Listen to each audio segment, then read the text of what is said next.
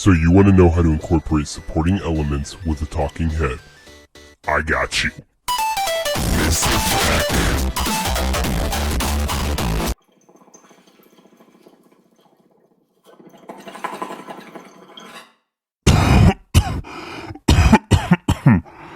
Oh shit. Okay, so you have your base here, you have your talking head, and we're going to be showing you how you can add supporting elements to this, i.e. a list for this example. So let's go ahead and let's watch the talking head. I did not kill all these people, and here's why. So first off, this is extremely fucked up. Second off, it's Ted Bundy, and we're going to be doing a list on why he's innocent of killing all these people. I mean, I kind of want to hear him out. I think it's only fair that we hear him out. And I think it's only fair if we help him make a good edit in order to support his innocence. So, let's get right to it. So for the first part, we have our talking head right here. We go, And here's why. he makes his point. So, we want to move his head from right here over because we want to introduce our list on the left side of his head. So, what we're going to do is we're going to go into the video. And we're going to create a keyframe right here on the transform. Now, this is up to your preference on how fast you want him to slide over, but for me, I like a quick slide, and for me, that means about 4 frames over. So I'm going to go, here, I'll zoom in for you guys. We're going to go 1, 2, 3, 4. And so, right there, we're going to move him over to right about here. That works. And to make this even look more nice, we're going to go to our open effects, and we're going to go to the directional blur. We're going to drag that onto our clip.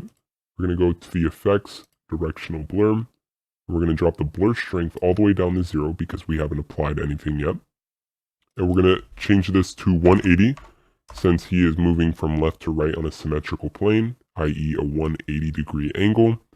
And we're going to create we're going to go to here actually. You can see these keyframes and you match them up with where these are. Bam. And you see how it matches? So that's how you know you did it right. Now we're going to move over 2 because this is where we want the directional blur to rise and then also fall. So I like to go about 0.4 for my directional blur.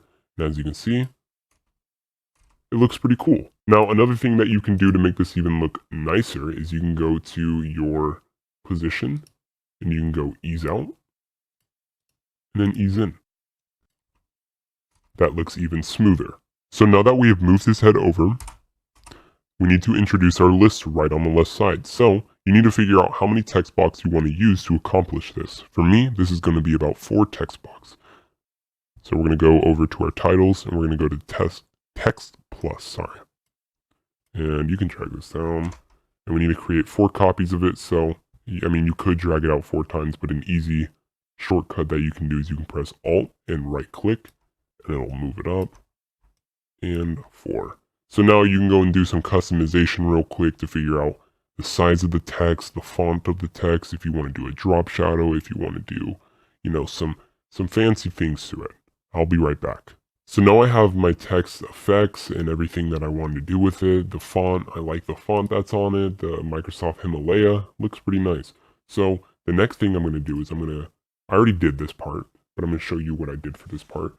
As you can see, we move 4 keyframes over. I want the list to introduce 4 keyframes at a time.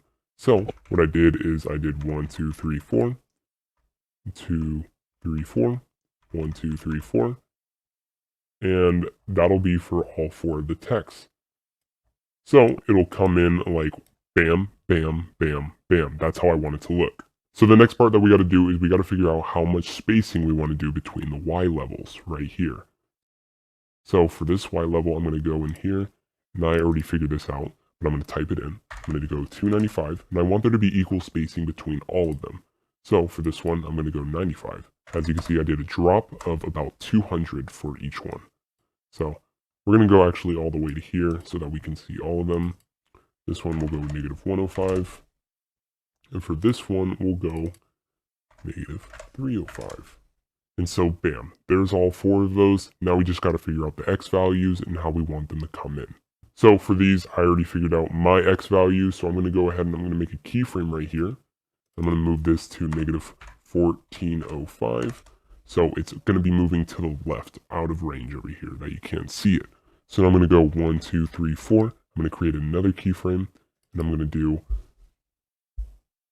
negative 471. That's what I decided upon.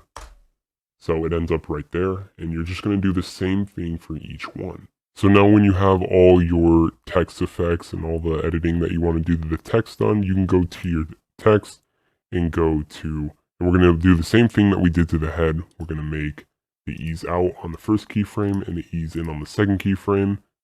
And then we're also going to go to open effects, grab the directional blur, apply that, go here, and we're going to make our 3 keyframes. I'm going to change this to 180 real quick, drag this to 0, and then make our 3 keyframes.